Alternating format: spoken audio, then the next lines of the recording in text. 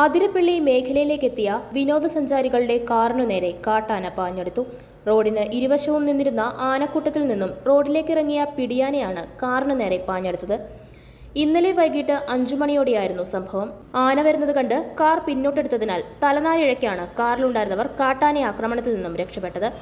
ചാലക്കുടി മലക്കപ്പാറ അന്തർ സംസ്ഥാന പാതയിൽ ആനക്കയത്ത് വച്ചായിരുന്നു സംഭവം. മലക്കപ്പാറയിൽ നിന്നും തിരികെ വരികയായിരുന്ന സംഘം സഞ്ചരിച്ചിരുന്ന കാറിനു നേരെയാണ് കാട്ടാന പാഞ്ഞെടുത്തത്. എതിർദിശയിലുണ്ടായിരുന്നവരാണ് ദൃശ്യങ്ങൾ പകർത്തിയത്. കാട്ടാന പിന്നീട് കാടുകയറി. കഴിഞ്ഞ ദിവസവും ഇതേ റൂട്ടിൽ കാട്ടാന വാഹനങ്ങൾ തടഞ്ഞിരുന്നു.